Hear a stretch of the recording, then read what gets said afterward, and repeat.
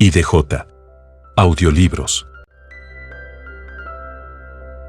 Te invitamos a que te suscribas y posteriormente te dejes sumergir en un mar de literatura para fomentar todo tu potencial y tu crecimiento espiritual. Piense y hágase rico. Napoleón Hill. Capítulos 4, 5 y 6. Recuerde usted que cada dificultad trae consigo el equivalente o superior a él, una ventaja la cual puede ser aprovechada por nuestro intelecto si se encuentra entrenado de la manera adecuada. Comparta con nosotros tiempo de calidad acompañados de esta maravillosa obra literaria. Capítulo 4. La autosugestión. El vehículo para influir en el subconsciente. El tercer paso hacia la riqueza. Autosugestión es un término que se aplica a todas las sugestiones y a todos los estímulos autoadministrados que alcanzan la propia mente a través de los 5 sentidos. Dicho de otro modo, la autosugestión es la sugestión de uno mismo. Es el agente de comunicación entre esa parte de la mente donde la parte consciente tiene lugar y aquella otra que sirve de asiento de la acción para el subconsciente. A través de los pensamientos dominantes que uno permite que permanezcan en la mente consciente, que estos pensamientos sean positivos o negativos no altera el mecanismo, el principio de la autosugestión alcanza voluntariamente el subconsciente y lo influye con estos pensamientos. La naturaleza ha creado al hombre de tal manera que tenga control absoluto sobre el material que llega a su subconsciente a través de sus 5 sentidos, aunque esto no significa que deba interpretarse como una afirmación de que el hombre siempre ejercite ese control. En casi todos los casos, no lo ejercita, y ello explica por qué tanta gente vive en la pobreza. Recuerde lo que se ha dicho sobre la semejanza del subconsciente con un jardín fértil en donde las hierbas crecen en abundancia si no se siembran semillas de plantas más deseables. La autosugestión es el agente de control a través del cual un individuo puede alimentar voluntariamente su subconsciente con pensamientos de naturaleza constructiva o, por negligencia, permitir que los pensamientos de naturaleza destructiva se infiltren en ese rico jardín de la mente. Vea y sienta el dinero en sus manos. En los últimos 6 pasos descritos en el capítulo sobre el deseo, usted ha recibido instrucciones para que lea en voz alta 2 veces por día el enunciado escrito de su deseo de dinero y para que se vea y se sienta ya en posesión del mismo. Al seguir esas instrucciones, usted comunica el objeto de su deseo directamente a su subconsciente en un estado de fe absoluta. Mediante la repetición de este procedimiento, usted crea con su voluntad hábitos de pensamiento que son favorables a sus esfuerzos para transmutar el deseo en su equivalente monetario. Retroceda a esos 6 pasos que se describen en el capítulo 2, para releerlos con mucha atención antes de seguir adelante. Luego, cuando llegue a esa parte, lea con atención las 4 instrucciones para la organización de su mastermind, que se describen en el capítulo sobre la planificación organizada. Al comparar esos 2 conjuntos de instrucciones, usted se dará cuenta de que ambos se basan en el principio de la autosugestión. Recuerde, por lo tanto, cuando lea en voz alta el enunciado de su deseo, mediante el cual usted se empeña en desarrollar una conciencia del dinero, que la mera lectura de estas palabras no tendrá consecuencias. A menos que usted las funda con la emoción, con el sentido de sus palabras. Su subconsciente reconoce y actúa solo en los pensamientos que usted ha combinado con la emoción, con el sentimiento. Ese es un hecho tan importante como para garantizar la repetición prácticamente en cada capítulo, porque la falta de comprensión de eso es la razón principal de que la mayoría de la gente que trata de aplicar el principio de la autosugestión no logre los resultados deseados.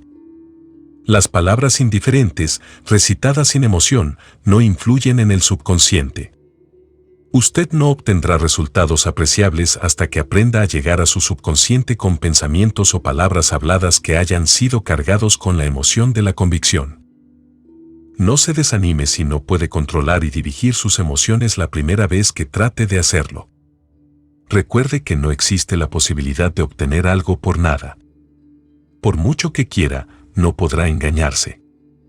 El precio de la capacidad para influir en su subconsciente es la perseverancia incansable en la aplicación de los principios que se describen aquí. Usted no podrá formarse esa capacidad deseada por un precio menor.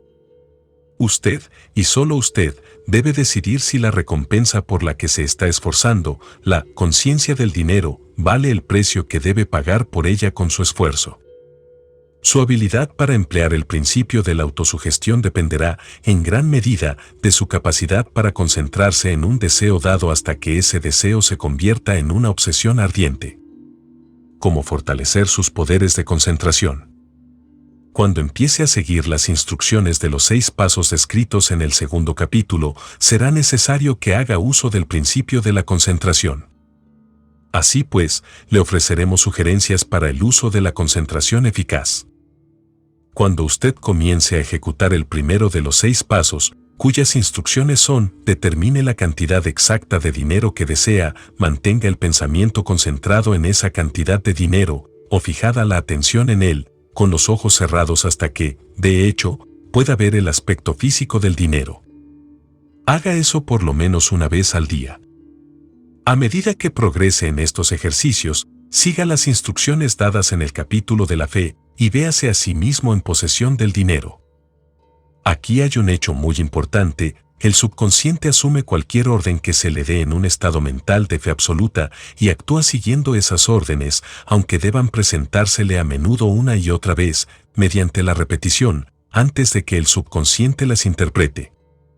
Teniendo en cuenta la afirmación anterior, considere la posibilidad de jugarle un truco perfectamente legítimo a su subconsciente y hágale creer, porque usted cree en ello, que usted debe obtener esa cantidad de dinero que está visualizando, que esa cantidad de dinero ya espera que usted sea su dueño, y que el subconsciente debe proporcionarle planes prácticos para conseguir el dinero que ya es suyo.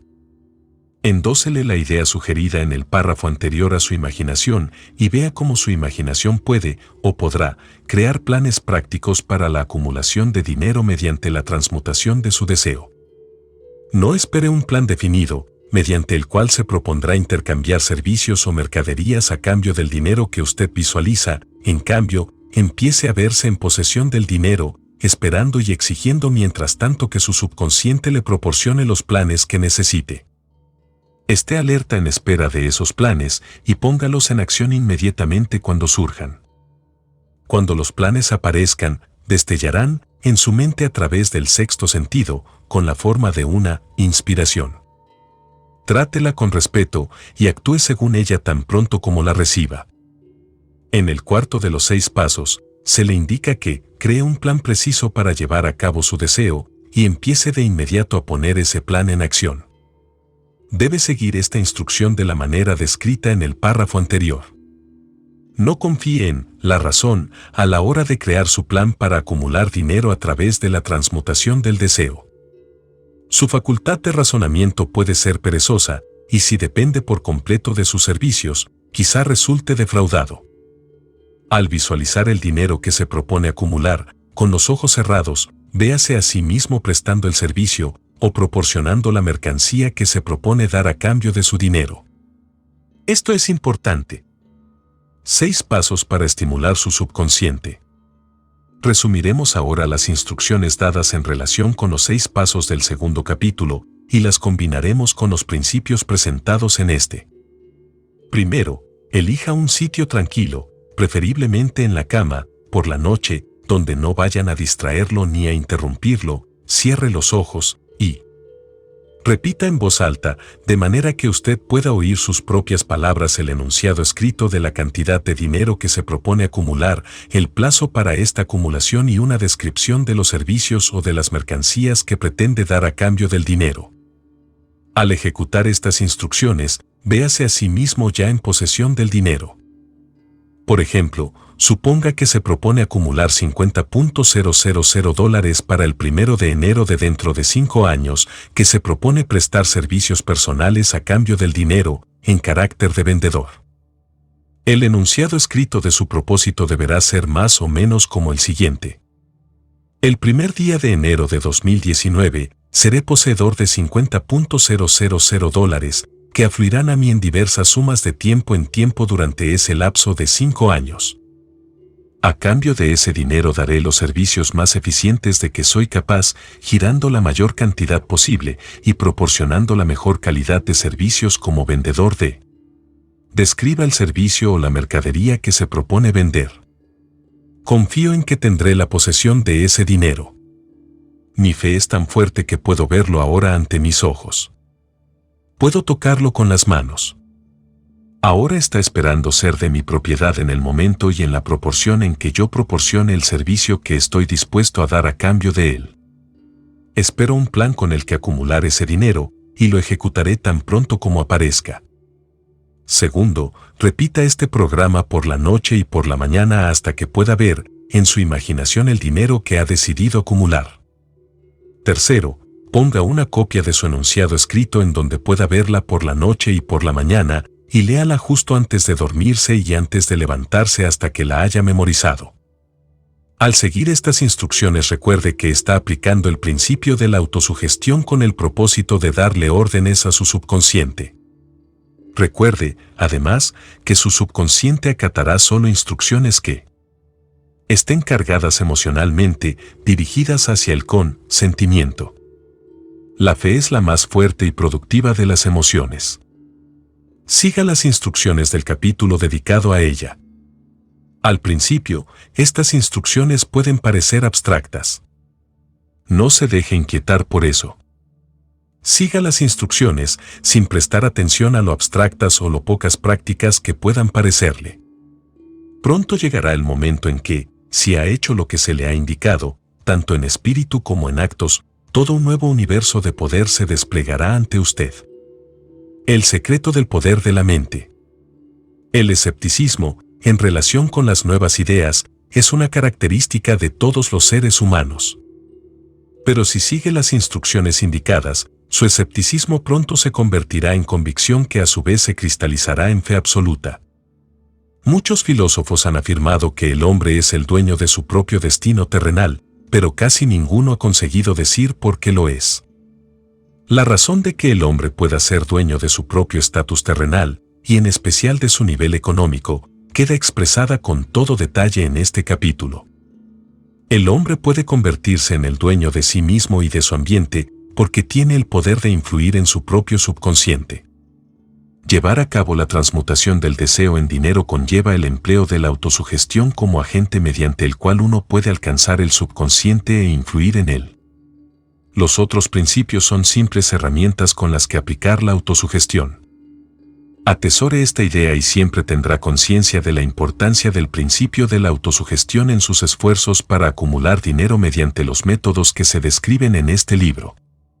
Una vez haya leído el libro entero, vuelva a este capítulo y, tanto en espíritu como en actos, siga estas instrucciones. Cada noche lea el capítulo entero en voz alta una vez, hasta que llegue a estar plenamente convencido de que el principio de la autosugestión se basa en la verdad y en el buen juicio, que obtendrá para usted todo lo que usted ha pedido. Mientras lea, subraye con un lápiz cada frase que le impresione favorablemente. Siga las instrucciones anteriores al pie de la letra y el camino se le abrirá hacia una comprensión completa y el dominio de los principios del éxito. Cada adversidad, cada fracaso y cada angustia llevan consigo la semilla de un beneficio equivalente o mayor. Capítulo 5. El conocimiento especializado. Experiencias personales u observaciones. El cuarto paso hacia la riqueza. Hay dos clases de conocimiento. Uno es el conocimiento general, el otro, el especializado. El conocimiento general, independientemente de lo vasto y variado que pueda ser, no resulta muy útil en la acumulación de dinero. Las facultades de las grandes universidades poseen, en conjunto, casi todas las formas del conocimiento general al alcance de la civilización. La mayoría de los profesores no tienen mucho dinero. Se especializan en enseñar el conocimiento, pero no se especializan en la organización de ese conocimiento ni en su empleo. El conocimiento no atraerá el dinero, a menos que esté organizado e inteligentemente dirigido mediante planes prácticos de acción, para el objetivo preciso de la acumulación de dinero. La falta de comprensión de este hecho ha sido una fuente de confusión para millones de personas que creen equivocadamente que el conocimiento es poder. No es nada parecido. El conocimiento es solo poder en forma potencial. Solo se convierte en poder si está organizado en planes definidos de acción y dirigido hacia un objetivo determinado. El eslabón perdido de todos los sistemas educativos se puede encontrar en el fracaso de las instituciones educacionales en enseñar a sus estudiantes cómo organizar y usar ese conocimiento una vez que lo han adquirido. Muchas personas cometen el error de suponer que, porque Henry Ford tenía pocos estudios, no era un hombre educado. Los que cometen este error no comprenden el significado real de la palabra educado. Esa palabra deriva de la palabra latina educo, que significa evolucionar. Extraer, desarrollarse desde dentro. Un hombre educado no es, necesariamente, alguien que tiene abundancia de conocimientos generales o especializados. Un hombre educado es el que ha cultivado las facultades de su mente de tal manera que puede adquirir cualquier cosa que se proponga o su equivalente sin violar los derechos de los demás. El ignorante que amasó una fortuna. Durante la Primera Guerra Mundial, un periódico de Chicago publicó ciertos editoriales en los que, entre otras cosas, a Henry Ford se le llamaba ignorante pacifista. El señor Ford objetó esas afirmaciones y demandó al periódico por difamación. Cuando el juicio tuvo lugar, los abogados del periódico exigieron una justificación y llamaron al propio señor Ford al banquillo de los testigos con el propósito de demostrarle al jurado que era un ignorante. Los abogados le hicieron a Ford una gran variedad de preguntas, todas dirigidas a demostrar de manera evidente que, si bien quizá poseyese una cantidad considerable de conocimientos especializados en lo que se refería a la fabricación de automóviles, básicamente era un ignorante. A Ford le hicieron preguntas del estilo de ¿quién fue Benedict Arnold? Y ¿cuántos soldados enviaron los británicos a las colonias americanas para sofocar la rebelión de 1776? En respuesta a esta última pregunta, el señor Ford replicó, ignoro la cantidad exacta de soldados que los británicos enviaron, pero he oído decir que fue una cifra considerablemente mayor que la de los que regresaron. Finalmente, el señor Ford acabó por cansarse de ese tipo de preguntas y, para contestar una particularmente ofensiva, se inclinó hacia adelante, señaló con el dedo al abogado que había hecho la pregunta y dijo, si de veras quisiera responder la pregunta tonta que acaba de hacerme o cualquiera de las otras que me ha hecho, permítame recordarle que en mi escritorio tengo una hilera de botones y que apretando el adecuado puedo llamar en mi ayuda a hombres capaces de responder cualquier pregunta que quiera hacerles en lo que concierne al negocio al que he dedicado casi todos mis esfuerzos. Ahora dígame para qué necesito llenarme la cabeza con conocimientos generales con el fin de contestar preguntas cuando dispongo de hombres a mi alrededor que pueden proporcionarme cualquier conocimiento que les pida. Indudablemente, esa fue una respuesta con mucha lógica. Y dejó confundido al abogado. Todas las personas que había en la sala se dieron cuenta de que no era la contestación de un ignorante, sino de un hombre educado. Cualquier hombre es educado si sabe dónde adquirir el conocimiento cuando lo necesita y cómo organizar ese conocimiento en planes definidos de acción. Mediante la asistencia de sus grupos de Mastermind, Henry Ford tenía a su alcance todo el conocimiento que necesitó para convertirse en uno de los hombres más ricos de Estados Unidos. No era esencial que tuviese esos conocimientos en su propia mente. Usted puede obtener todo el conocimiento que necesite. Antes de que pueda estar seguro de su capacidad para transmutar el deseo en su equivalente monetario, usted necesitará conocimientos especializados del servicio, mercancía o profesión que se propone ofrecer a cambio de su fortuna. Quizá necesite muchos más conocimientos especializados de los que tiene capacidad o inclinación para adquirir y, en ese caso, podrá superar su debilidad a través de la ayuda de su grupo de Mastermind. La acumulación de grandes fortunas requiere poder, y este se adquiere mediante el conocimiento especializado, inteligentemente dirigido y organizado, pero esos conocimientos no tienen por qué estar en posesión de la persona que acumula la fortuna. El párrafo precedente debe dar ánimos y esperanza al hombre con la ambición de acumular una fortuna que no ha adquirido la educación necesaria para emplear ese conocimiento especializado como probablemente necesite. Los hombres a veces pasan por esta vida sufriendo complejos de inferioridad porque no son hombres educados. El hombre que pueda organizar y dirigir un grupo de mastermind, un grupo de hombres que posee conocimientos útiles para la acumulación de dinero, es un hombre tan educado como cualquiera de los que componen el grupo. Thomas Edison tuvo solo 3 meses de escolarización durante toda su vida. No le faltó educación, ni murió pobre. Henry Ford no llegó al 6º grado de la escuela primaria, pero se las arregló muy bien en el plano económico. El conocimiento especializado es uno de los servicios más abundantes y baratos a nuestro alcance. Si usted no está muy convencido de ello, consulte la nómina de pagos de cualquier universidad. Conviene saber cómo comprar conocimientos. Antes que nada, decida el tipo de conocimientos especializados que necesita y la razón de esa necesidad. En gran medida, el propósito primordial de su vida, el objetivo por el que usted se está esforzando, lo ayudará a determinar qué conocimientos necesita. Con esta pregunta planteada, su próximo paso requiere que usted tenga información precisa sobre fuentes de información fiables. Las más importantes son: a las propias experiencias y educación. Ve experiencia y educación disponibles a través de la cooperación de otras personas, Mastermind. C. Escuelas técnicas y universidades. D. Bibliotecas públicas, libros y publicaciones periódicas donde se pueden encontrar todos los conocimientos organizados por la civilización. E. Cursos especiales de aprendizaje, en escuelas nocturnas y academias por correspondencia particularmente. A medida que los conocimientos se van adquiriendo, deben organizarse con el fin de emplearlos para un propósito definido, mediante planes prácticos.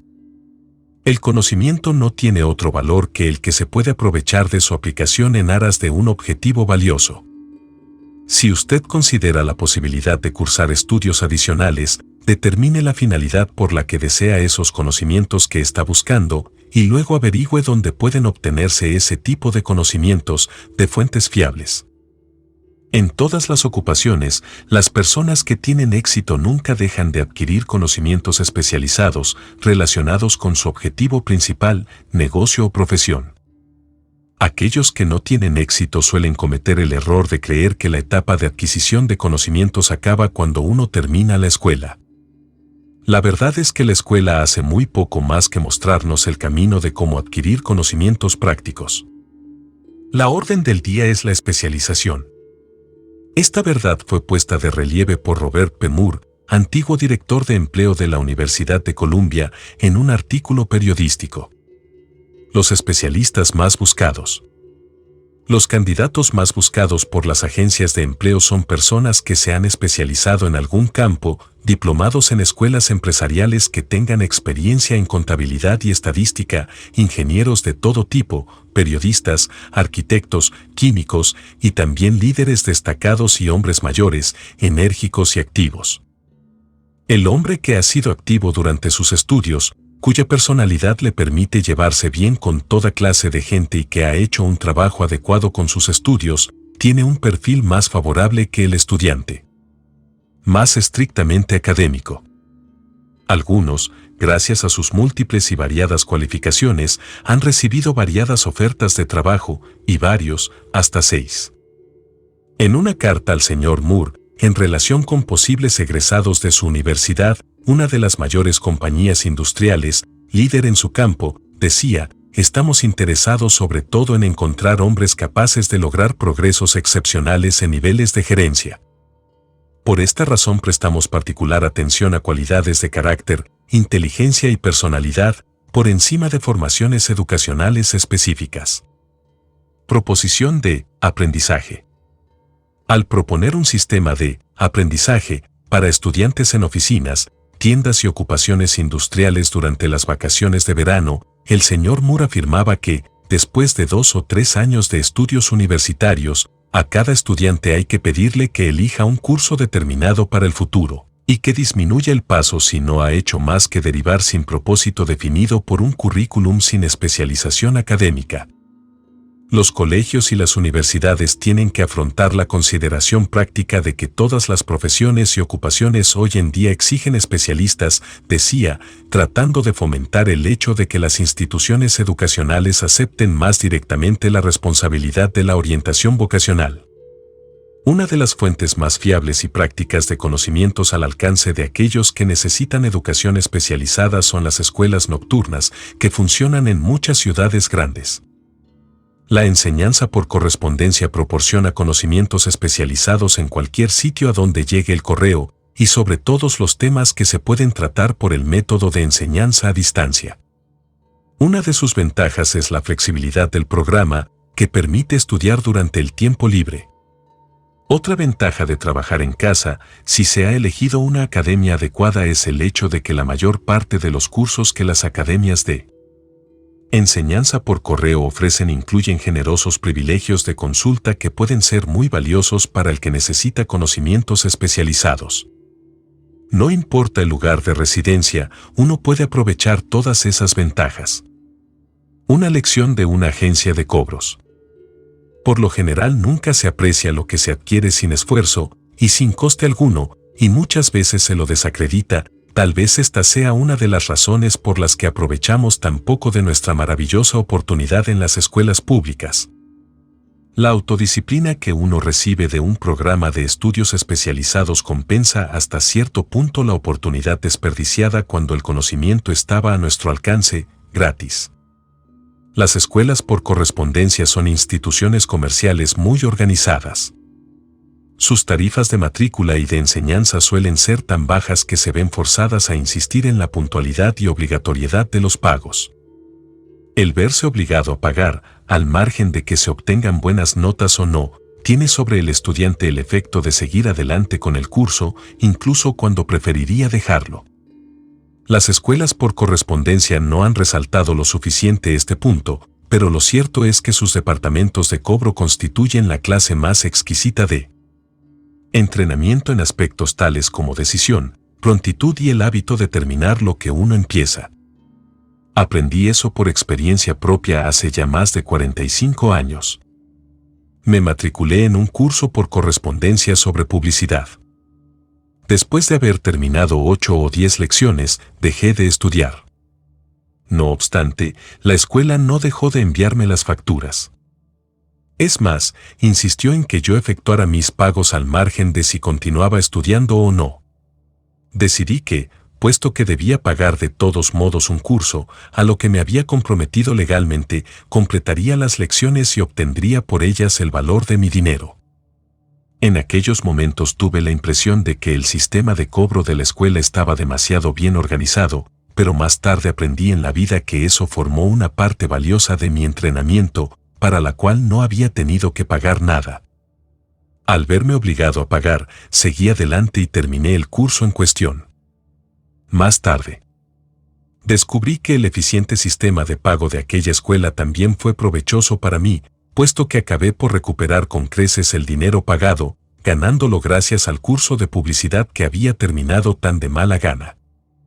El camino hacia el conocimiento especializado. Se dice que en Estados Unidos existe el sistema de escuela pública mayor del mundo.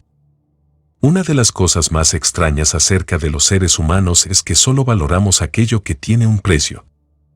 Precisamente porque son gratuitas, las escuelas y bibliotecas públicas gratuitas de Estados Unidos no impresionan a la gente.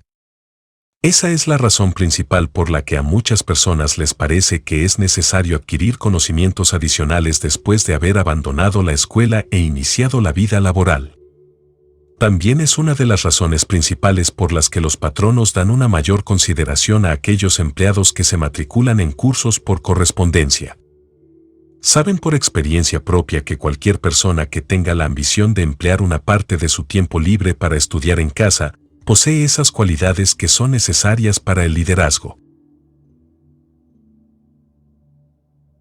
Hay en las personas una debilidad para la que no existe remedio alguno. Es la debilidad universal de la falta de ambición. Las personas, en especial las asalariadas, que programan su tiempo libre para dedicarse a estudiar en casa, raras veces permanecen durante mucho tiempo en los puestos inferiores.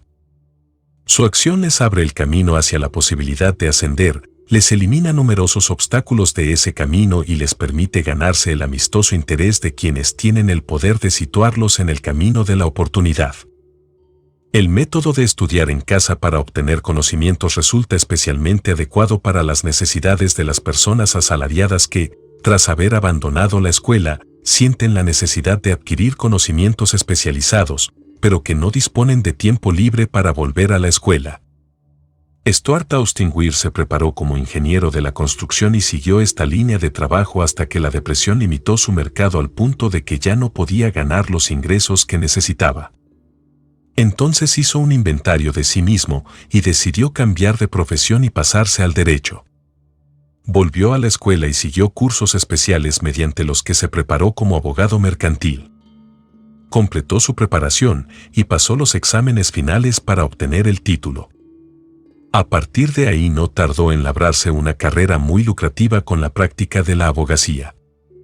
Solo para dejar las cosas bien claras y para anticiparme a las justificaciones de quienes dirían, yo no podría ir a la escuela porque tengo que mantener a una familia, o bien, soy demasiado viejo para esas cosas, añadiré que el señor Weir tenía más de 40 años y estaba casado cuando regresó a la escuela a estudiar. Al seleccionar cursos altamente especializados en las universidades que estaban mejor preparadas para enseñar los temas elegidos, el señor Weir completó en 2 años el trabajo para el que la mayoría de los estudiantes de leyes necesitan emplear 4. Vale la pena saber cómo adquirir el conocimiento. Una idea simple que dio resultado. Consideremos un caso específico. Un vendedor en un supermercado se encontró de pronto sin empleo. Como tenía un poco de experiencia en contabilidad, se matriculó en un curso de contabilidad especial, se familiarizó con las últimas novedades en la rama contable y equipos de oficina y se puso a trabajar por su cuenta. Empezó con el supermercado para el que había estado trabajando e hizo contratos con más de 100 pequeños comerciantes para llevarles la contabilidad, cobrándoles una tarifa mensual muy baja. Su idea era tan práctica que pronto empezó a prepararse una oficina portátil en un pequeño camión de reparto, equipado con máquinas modernas de teneduría de libros. En la actualidad dispone una flota de estas oficinas rodantes y cuenta con un extenso equipo de ayudantes, y así puede proporcionar a los pequeños comerciantes un servicio de contabilidad equivalente a los mejores, a un precio muy bajo. El conocimiento especializado, sumado a la imaginación, fue el ingrediente de este negocio peculiar y provechoso. El año pasado, el propietario de ese negocio pagó en impuestos sobre la renta casi 10 veces más de lo que el supermercado donde trabajaba pagó por impuestos. El comienzo de ese provechoso negocio fue una idea. Ya que yo tuve el privilegio de proporcionarle esa idea al vendedor sin empleo, me tomo ahora el privilegio aún mayor de sugerir otra idea que tiene la posibilidad de ingresos todavía mayores. Esta me la sugirió el vendedor que dejó las ventas para vender el negocio de la contabilidad en bases de mayorista. Cuando le sugerí ese plan como solución a su problema de desempleo, exclamó enseguida: «Me gusta la idea, pero no sabría cómo convertirla en dinero». En otras palabras, se estaba quejando de que no sabía cómo comercializar sus conocimientos de contabilidad después de haberlos adquirido. Así, eso generaba otro problema que había que resolver. Con la ayuda de una joven mecanógrafa que podía escribir toda la idea, preparó un librito muy atractivo donde se describían las ventajas del nuevo sistema de contabilidad. Las páginas se hallaban cuidadosamente mecanografiadas y pegadas en un álbum que se usaba como una especie de vendedor mudo, donde la historia de este nuevo negocio se relataba con tanta eficacia que muy pronto su propietario empezó a tener más clientes de los que podía atender. Un plan probado para conseguir el empleo ideal. Hay miles de personas en todo el país que necesitan los servicios de un especialista en ventas capaz de prepararles un currículum atractivo para ofrecer sus servicios personales. La idea que se describe aquí nació de la necesidad de subsanar una emergencia que había que superar, pero no le ha sido útil solo a esa persona. La mujer que creó la idea tenía una imaginación brillante. En su idea recién nacida vio una nueva profesión que serviría a los miles de personas que necesitan asesoramiento práctico para vender sus servicios personales. Impulsada a la acción por el éxito instantáneo de su primer plan para vender servicios personales, esta enérgica mujer se abocó a la solución de un problema similar para un hijo suyo que acababa de salir de la universidad, pero que había sido incapaz de encontrar un mercado para sus servicios. El plan que ella ideó para el joven fue el mejor plan para vender servicios personales que yo haya visto jamás. Cuando completó el currículum, contenía 50 páginas de información mecanografiada, perfectamente organizada, que contaba la historia de las capacidades innatas de su hijo, sus estudios, sus experiencias personales y una gran variedad de otras informaciones demasiado extensas para describirlas. El libro con el plan también contenía una descripción completa del puesto de trabajo que su hijo deseaba y un esquema del plan que pondría en práctica para alcanzar ese puesto. La preparación del libro del currículum requirió varias semanas de trabajo, durante las cuales su creadora enviaba a su hijo a la biblioteca pública casi todos los días a buscar datos que ella necesitaba para preparar el plan de venta de sus servicios. También lo enviaba a visitar a todos sus competidores para el empleo, y de ellos reunió información vital en lo concerniente a sus métodos de venta, que fue de gran valor en la formación del plan que intentaba usar para alcanzar la posición que buscaba. Cuando el plan quedó terminado, contenía más de media docena de excelentes sugerencias para uso y beneficio del posible empleador. Usted no tiene que empezar desde abajo. Uno podría sentirse tentado a preguntar, ¿por qué todas estas complicaciones para asegurarse un trabajo? La respuesta es, hacer bien una cosa nunca es una complicación. El plan que esa mujer preparó para beneficio de su hijo ayudó a este a conseguir el trabajo para el que se había presentado en la primera entrevista con el salario que él mismo había estipulado. Además, y esto también es importante, ese puesto no requería que el joven empezara desde abajo. Comenzó como ejecutivo junior, con un salario de ejecutivo. ¿Por qué enredarse con todos esos problemas? Por una razón, la presentación planificada con que este joven solicitó ese trabajo le ahorró no menos de 10 años del tiempo que le hubiera hecho falta para llegar al puesto desde el que ahora empezaba si hubiese empezado desde abajo y forjado su camino hacia el ascenso. La idea de empezar desde abajo y forjarse el propio camino puede parecer buena, pero la principal objeción que se le puede hacer es que son demasiados los que empiezan desde abajo y nunca se las arreglan para asomar la cabeza lo bastante arriba como para que la oportunidad los vea, de modo que se quedan abajo. También hay que recordar que la perspectiva que se observa desde abajo no es ni muy brillante ni muy estimulante. Tiene tendencia a matar la ambición. Es lo que llamamos estancarse en una rutina, lo que significa que aceptamos nuestro destino porque nos formamos el hábito de la rutina diaria, un hábito que llega a ser tan fuerte que acabamos por no intentar ya sustraernos a él.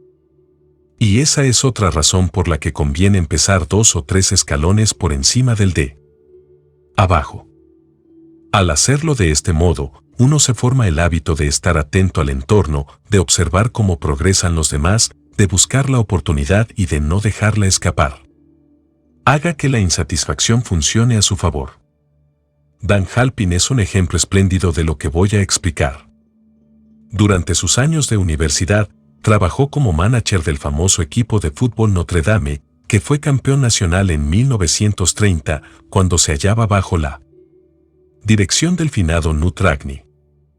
Halpin terminó sus estudios universitarios en un momento sumamente desfavorable, pues la depresión había creado una grave escasez de trabajo, así que, después de aventurarse un poco en las inversiones y en el mundo del cine, aprovechó la primera oportunidad con un futuro potencial, vendiendo audífonos eléctricos a comisión. Cualquiera podía empezar en un trabajo así, y Halpin lo sabía, pero ese trabajo le bastó para abrir las puertas a la oportunidad. Durante casi 2 años siguió haciendo lo mismo a disgusto y nunca hubiera progresado si no hubiese hecho algo con respecto a su insatisfacción. En un principio aspiró al puesto de gerente de ventas de su compañía y obtuvo el trabajo. Aquel paso hacia arriba lo puso lo bastante por encima de los demás como para permitirle ver una oportunidad todavía mayor. Además, lo colocó en un lugar donde también la oportunidad podía verlo. Alcanzó una cifra tan elevada de ventas de audífonos que A.M. Andrews, el directivo principal de Dictograph Products Company, una empresa competidora de la compañía para la que Halpin trabajaba, quiso conocer a ese hombre llamado Dan Halpin, quien estaba quitándole tantas ventas a la Dictograph Company. Mandó llamar a Halpin. Cuando la entrevista terminó, Halpin era el nuevo gerente de ventas de la Acousticon Division. Entonces, para poner a prueba la entereza del joven Halpin, Andrews se fue durante 3 meses a Florida, dejándolo solo para que nadara o se hundiera. Pero no se hundió. La filosofía de Nutragni de que todos adoran al ganador, pero no tienen tiempo para el perdedor, lo inspiró para esforzarse tanto en su trabajo que lo eligieron vicepresidente de la compañía, un puesto que muchos hombres estarían muy orgullosos de alcanzar tras 10 años de leales esfuerzos. Halpin consiguió eso en poco más de 6 meses. Uno de los puntos importantes que intento destacar con esta filosofía es que escalamos hasta las posiciones más elevadas o nos quedamos abajo debido a condiciones que podemos controlar, si deseamos controlarlas. Sus socios pueden no tener precio. También estoy tratando de poner de relieve otro asunto, y es el siguiente. Tanto el éxito como el fracaso son, en gran medida, el resultado del hábito. No me cabe la menor duda de que la estrecha asociación de Dan Halpin con el mejor coach de fútbol en los Estados Unidos plantó en la mente de Halpin el mismo tipo de deseo por sobresalir y superarse que hizo del Notre Dame un equipo mundialmente famoso. Desde luego, hay algo en la idea del culto al héroe que resulta útil siempre y cuando uno venere a un ganador. Mi creencia en la teoría de que las asociaciones comerciales son factores vitales, tanto en el fracaso como en el éxito, fue claramente demostrada cuando mi hijo Blair estuvo negociando con el señor Halpin su puesto de trabajo. Halpin le ofreció un salario inicial de más o menos la mitad de lo que hubiera obtenido en una compañía rival.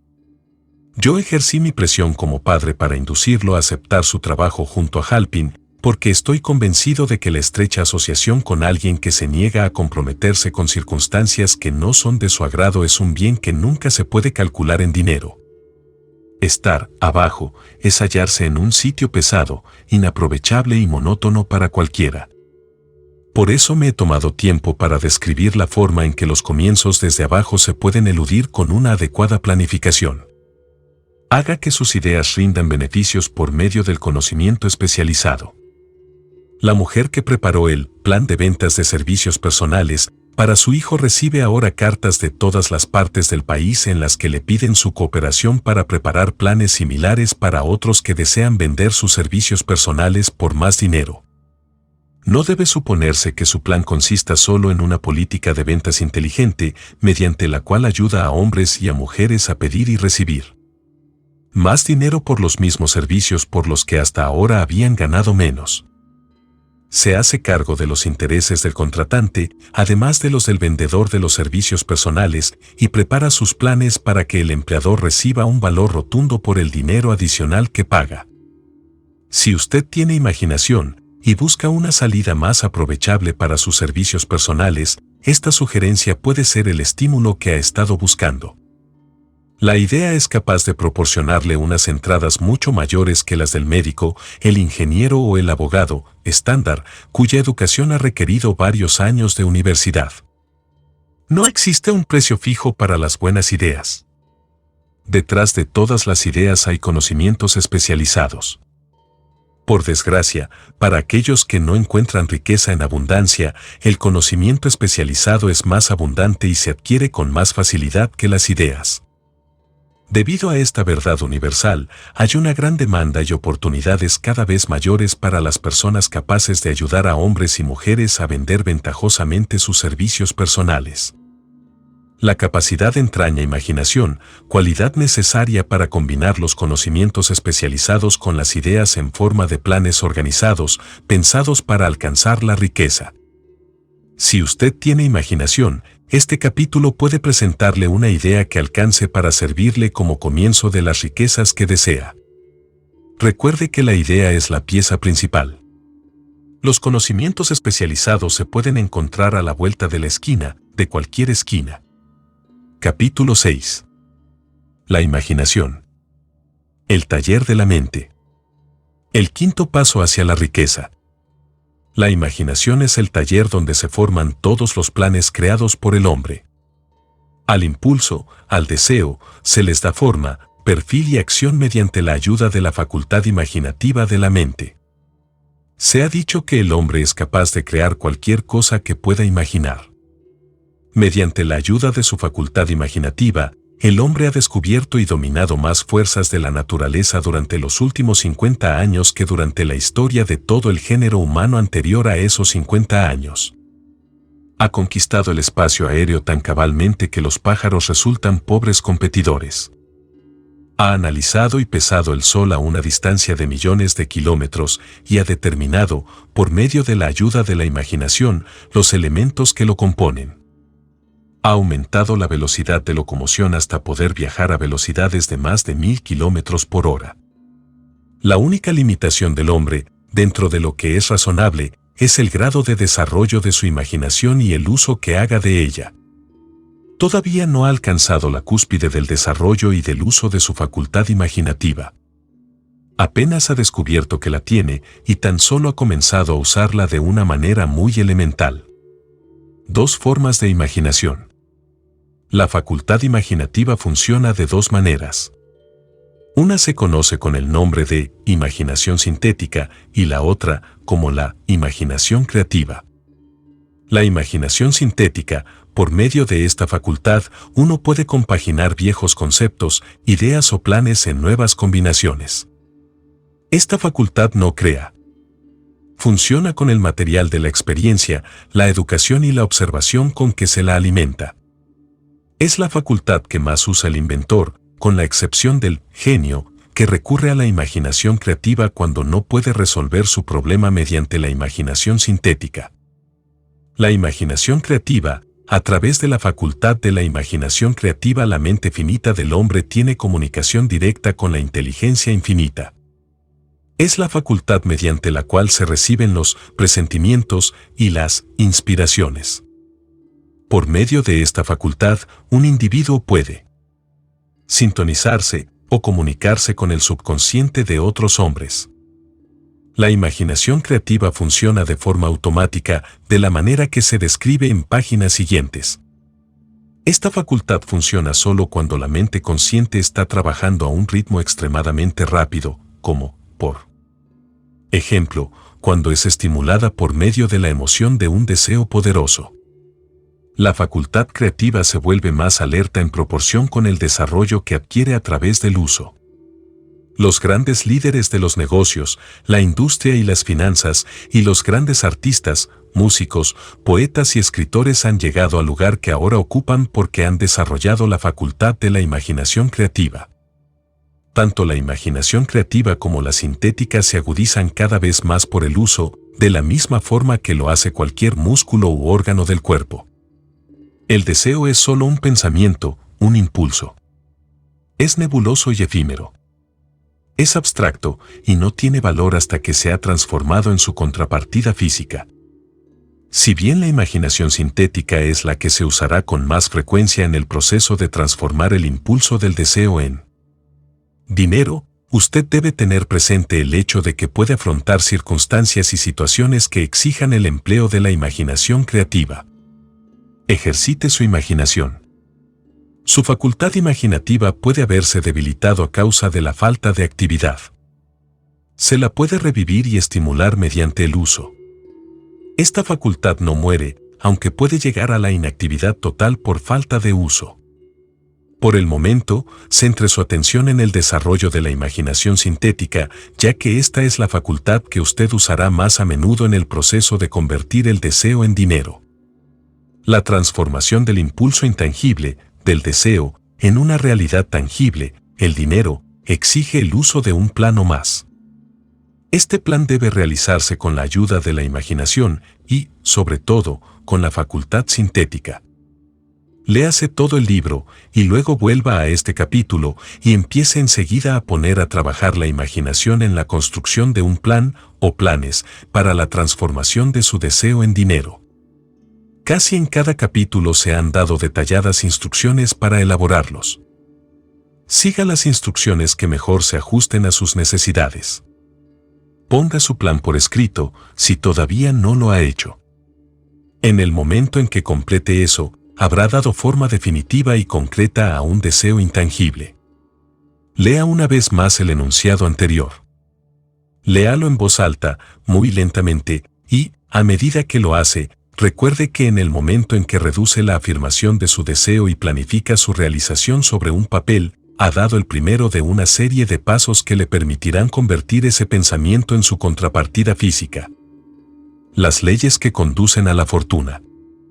La tierra sobre la que usted vive y todas las otras cosas materiales son el resultado de los cambios de la evolución, mediante los cuales las partículas microscópicas de materia se han organizado y acomodado de una manera ordenada. Por otra parte, y esta afirmación es de fundamental importancia, este planeta, cada una de los miles de millones de células del cuerpo de usted y cada átomo de materia empiezan como una forma intangible de energía. El deseo es el impulso del pensamiento. Los impulsos del pensamiento son formas de la energía. Cuando empieza a acumular dinero con un impulso del pensamiento, el deseo, usted está poniendo a su servicio el mismo material que la naturaleza empleó para crear este planeta y todas las formas materiales del universo, incluido el cuerpo y el cerebro en los que los impulsos de pensamiento funcionan. Usted puede amasar una fortuna mediante la ayuda de leyes que son inmutables. Pero primero debe familiarizarse con esas leyes y aprender a usarlas. A través de la repetición, y ofreciendo la descripción de estos principios desde todos los ángulos concebibles, el autor desea revelarle el secreto mediante el cual se han conseguido todas las grandes fortunas. Por extraño y paradójico que pueda parecer, el secreto no es tal secreto. La propia naturaleza nos lo pone delante, en la tierra donde vivimos, en las estrellas, en los planetas suspendidos en sus órbitas, en los elementos que nos rodean y en todas las formas de vida que podemos ver. Los principios que presentamos a continuación le abrirán el camino a la comprensión de la imaginación. Asimile los que consiga entender, a medida que lee por primera vez esta filosofía, luego, cuando relea el texto y lo estudie de nuevo, descubrirá que ha pasado algo que clarifica las cosas y le da una comprensión más amplia de todo. Pero, sobre todo, no se detenga, no dude en sus estudios de estos principios hasta que haya leído el libro al menos unas 3 veces, porque, para entonces, ya no querrá detenerse. ¿Cómo hacer uso práctico de la imaginación? Las ideas son el punto inicial de todas las fortunas. Las ideas son productos de la imaginación.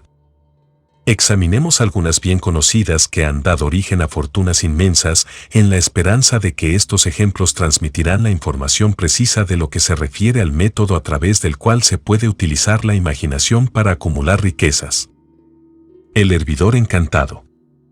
Hace 50 años, un viejo médico rural se fue a caballo hasta el pueblo, ató su montura, entró sigilosamente en la droguería por la puerta trasera y empezó a regatear con el joven dependiente. Durante más de 1 hora, tras el mostrador, el viejo doctor y el dependiente hablaron en voz baja. Después, el doctor salió. Fue hasta el caballo y regresó a la tienda con un gran hervidor antiguo y con una paleta de madera que se usaba para revolver el contenido del hervidor y los depositó en la parte trasera de la tienda. El dependiente inspeccionó el hervidor, buscó en su bolsillo interior, sacó un rollo de billetes y se lo alargó al doctor. El rollo contenía $500, todos los ahorros del dependiente. El doctor le dio un trocito de papel en el que aparecía escrita la fórmula secreta. Las palabras de aquel trozo de papel bien valían el rescate de un rey. Pero no para el doctor. Esas palabras mágicas eran necesarias para que el hervidor empezara a hervir, pero ni el doctor ni el joven dependiente sabían que fortunas fabulosas estaban destinadas a brotar de aquel hervidor. El viejo médico estaba contento de vender esos objetos por $500.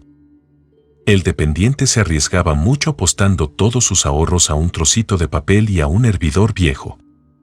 Nunca había soñado que su inversión comenzaría con un hervidor que rebosaría de oro y que un día sobrepasaría el milagroso fenómeno de la lámpara de Aladino. Lo que el dependiente había comprado en realidad era una idea. El viejo hervidor, y la cuchara de madera y el mensaje secreto escrito en el trocito de papel eran cosas incidentales. Las curiosas cualidades de aquel hervidor empezaron a manifestarse después de que su nuevo propietario mezclara, según las instrucciones secretas, un ingrediente sobre el cual el doctor no sabía nada. Trate de descubrir qué fue lo que el joven añadió al mensaje secreto que hizo que el hervidor rebosara de oro. Esta es una historia de hechos, más extraños que la ficción, de hechos que se inician en la forma de una idea. Echemos una ojeada a las vastas fortunas que esta idea ha producido.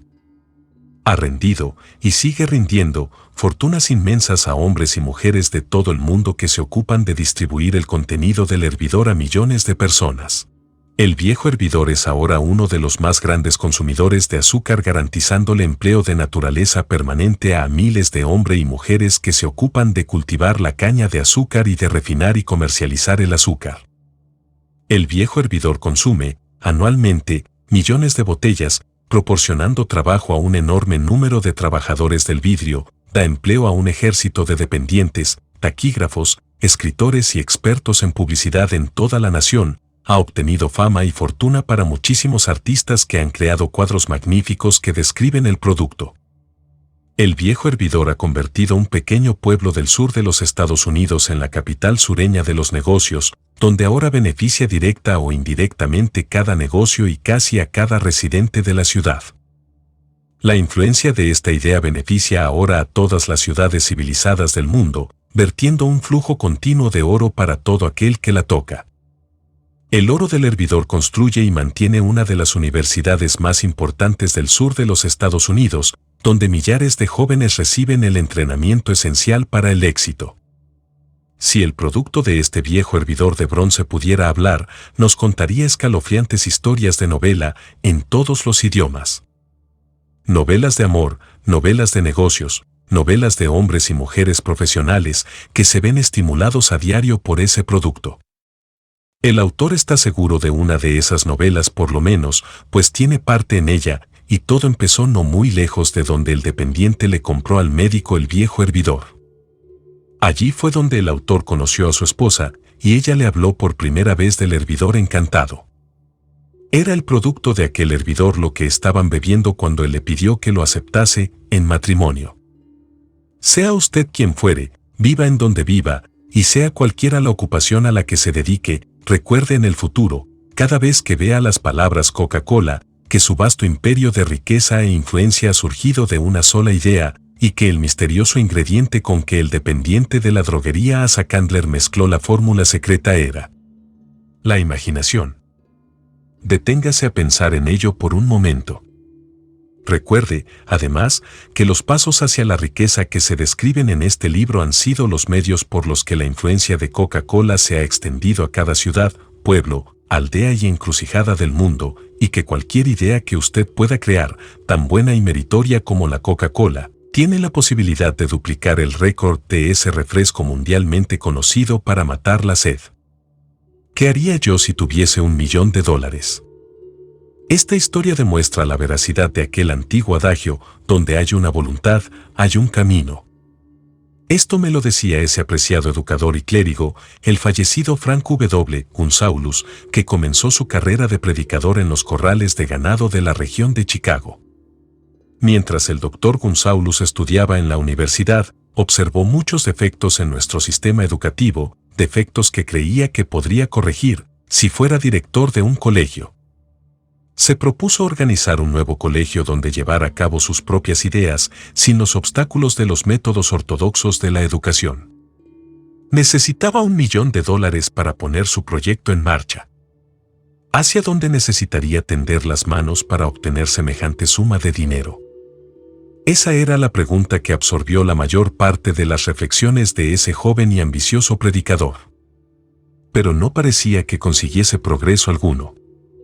Todas las noches se acostaba pensando en lo mismo y al día siguiente se levantaba con la misma idea. Siguió dándole vueltas hasta que se convirtió en una obsesión. Al ser un filósofo además de un predicador, el Dr. Gunsaulus reconocía, tal como todos aquellos que tienen éxito en la vida, que un propósito definido es el punto inicial desde donde se ha de comenzar. Reconocía, además, que esa definición del propósito adquiere animación, vida y poder cuando está respaldada por un deseo ardiente de traducir ese propósito en su equivalente material. Él conocía todas esas grandes verdades y, sin embargo, no sabía dónde ni cómo encontrar $1.000.000. El procedimiento natural hubiera sido ceder y olvidarse del asunto, diciendo, mi idea es buena, pero no puedo hacer nada con ella porque nunca podré procurar el $1.000.000 que necesito para ejecutarla. Eso es exactamente lo que la mayoría de la gente hubiese dicho, pero no es lo que el Dr. Gunsaulus dijo. Lo que dijo e hizo son cosas tan importantes que ahora se lo presento al lector, para que él mismo sea quien lo explique. Un sábado por la mañana me senté en mi habitación pensando maneras de conseguir el dinero necesario para llevar a cabo mis planes. Durante casi 2 años había estado pensando, pero no había hecho otra cosa que pensar. Había llegado el momento de la acción. En aquel momento decidí que reuniría ese $1.000.000 en el plazo de una semana. ¿Cómo? Eso no me preocupaba. Lo más importante era la decisión de conseguirlo en un plazo determinado, y quiero destacar que en el instante en que alcancé esa decisión, una extraña sensación de seguridad se apoderó de mí, de una manera que jamás había experimentado. Algo en mi interior parecía decir, ¿por qué no has tomado esa decisión antes? Ese dinero te ha estado esperando todo este tiempo. Los acontecimientos se precipitaron. Llamé a los periódicos y anuncié que a la mañana siguiente pronunciaría un sermón titulado ¿Qué haría si tuviese $1.000.000? Me puse a trabajar de inmediato en el sermón, pero debo decir, con franqueza, que la tarea no era difícil, porque había estado preparándolo durante casi 2 años. Mucho antes de la medianoche lo había terminado. Me fui a la cama y me dormí con un sentimiento de confianza, porque podía verme a mí mismo en posesión del $1.000.000. A la mañana siguiente me levanté temprano, me metí en el baño, leí el sermón y me arrodillé para pedir que mi sermón despertara la atención de alguien que me proporcionase el dinero que necesitaba. Mientras estaba rezando volví a sentir la seguridad de que el dinero estaba a punto de aparecer. En mi excitación, salí sin el sermón y no descubrí mi descuido hasta que estuve en el púlpito, dispuesto a leerlo. Era demasiado tarde para volver por mis notas, y fue una suerte que no pudiese hacerlo. En vez de las notas, mi propio subconsciente me proporcionó el material que necesitaba. Cuando me puse de pie para pronunciar mi sermón, cerré los ojos y hablé con todo el corazón y el alma de mis sueños. No solo hablé para mi audiencia, también me dirigí a Dios. Dije lo que haría con $1.000.000 si alguien me pusiera esa suma en las manos. Describí el plan que había ideado para organizar una gran institución educacional en la que la gente joven aprendería a hacer cosas prácticas al mismo tiempo que desarrollaban sus mentes. Cuando terminé y me senté, un hombre se levantó lentamente de su asiento, a unas 3 filas de los asientos traseros, y se acercó al púlpito. Me pregunté qué pensaría hacer. El púlpito me tendió la mano y me dijo, reverendo, su sermón me ha gustado. Creo que puede hacer todo lo que usted ha dicho que haría si tuviera $1.000.000. Para demostrarle que creo en usted y en su sermón, si viene a mi oficina mañana por la mañana, le daré el $1.000.000. Me llamo Philip de Armer. El joven Gunsaulus acudió a la oficina del señor Armer y le dieron el $1.000.000. Con ese dinero fundó el Armer Institute of Technology, que en la actualidad se conoce como Illinois Institute of Technology. El $1.000.000 necesario surgió como resultado de una idea. Detrás de esa idea estaba el deseo que el joven Gunsaulus había abrigado en su interior durante casi 2 años. Observe este importante hecho. Consiguió el dinero al cabo de 36 horas de haber alcanzado la decisión definitiva de obtenerlo y de decidir un plan definido para ello. No había nada nuevo ni peculiar en la vaga idea del joven Gunsaulus en lo que se refería al $1.000.000 y en sus débiles deseos de conseguirlo. Otros antes que él, y muchos más desde entonces, han tenido pensamientos similares. Pero hubo algo muy especial y diferente en cuanto a la decisión que alcanzó aquel sábado memorable, cuando dejó de lado toda indecisión y se dijo, convencido, conseguiré ese dinero en el plazo de una semana. Además, el principio por el cual el Dr. Gunsaulus obtuvo el $1.000.000 todavía tiene vigencia. Está a su disposición. La ley universal funciona hoy con tanta eficacia como cuando el joven predicador la empleó de manera tan exitosa. Como transmutar ideas en dinero. Observe que Asa Candler y el Dr. Frank Gunsaulus tenían una característica en común. Ambos conocían la sorprendente verdad de que las ideas se pueden transmutar en dinero por medio del poder de un propósito definido y de unos planes concretos. Si usted es de los que creen que el trabajo duro y la honradez, por sí solos, le proporcionarán riqueza, está muy equivocado. La riqueza, cuando aparece en grandes cantidades, nunca es solo como resultado del trabajo duro. Cuando aparece, la riqueza es el resultado de exigencias definidas, basadas en la aplicación de planes definidos, y nunca se debe a la suerte ni al azar. Una idea es un impulso de pensamiento que incita a la acción por medio de un llamamiento a la imaginación. Todos los vendedores expertos saben que, cuando las mercaderías no se pueden vender, las ideas sí. Los vendedores ordinarios lo ignoran y, precisamente por eso, son ordinarios. Un editor de libros baratos hizo un descubrimiento de gran valor para todos los editores en general. Aprendió que mucha gente compra el título y no el contenido de los libros. Por el solo hecho de cambiar el título a un libro que no se vendía, sus ventas aumentaron en más de 1.000.000 de ejemplares. Las tripas, como es llamada en la jerga de los editores la parte que queda entre las cubiertas, no habían cambiado.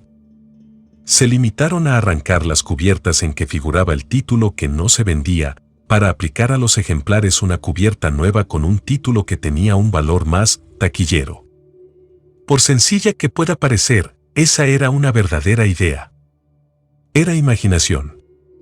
No existe un precio estándar para las ideas.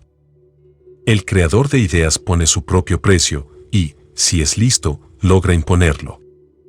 La historia de casi cada fortuna comienza el día en que el creador y el vendedor de ideas se conocen y empiezan a trabajar en armonía. Carnegie se rodeó de hombres capaces de todo lo que él no podía hacer, hombres que creaban ideas, y hombres que ponían esas ideas en práctica, y tanto él como los demás llegaron a ser fabulosamente ricos. Hay millones de personas que se pasan la vida esperando un golpe de suerte favorable. Tal vez eso pueda proporcionarnos una oportunidad, pero el plan más seguro consiste en no depender de la suerte. Un golpe de suerte favorable fue lo que me ofreció la mejor oportunidad de mi vida, pero tuve que dedicar 25 años de esfuerzos concretos para que esa oportunidad se convirtiese en algo real. El golpe de suerte consistió en conocer a Andrew Carnegie y obtener su cooperación. En aquella ocasión, Carnegie me sugirió la idea de organizar los principios de los logros y los triunfos en una filosofía del éxito. Miles de personas han aprovechado los descubrimientos que se han hecho durante estos últimos 25 años de investigación y se han acumulado varias mediante la aplicación de esta filosofía. El comienzo fue sencillo. Era una idea que cualquiera hubiera podido poner en práctica. El golpe de suerte favorable surgió con Carnegie, pero ¿qué hay de la determinación, la definición de los propósitos y el deseo de alcanzar el objetivo, y el esfuerzo perseverante de 25 años? No era un deseo ordinario el que sobrevivió a los contratiempos, a los desalientos, a los fracasos temporales, a las críticas y a los constantes recordatorios de que aquello era una pérdida de tiempo. Era un deseo ardiente. Una obsesión. Cuando Carnegie me sugirió la idea por primera vez, fue alimentada, alentada y abrigada para mantenerla viva. Gradualmente, la idea llegó a ser gigante por su propio poder, y entonces me alimentó, me alentó y me condujo. Las ideas son así. Primero nosotros les damos vida, acción y orientación, y luego ellas adquieren su propio poder y arrasan con cualquier tipo de oposición. Las ideas son fuerzas intangibles, pero tienen más poder que el cerebro físico en donde nacen. Tienen el poder de seguir viviendo, aun después de que el cerebro que las ha creado haya regresado al polvo.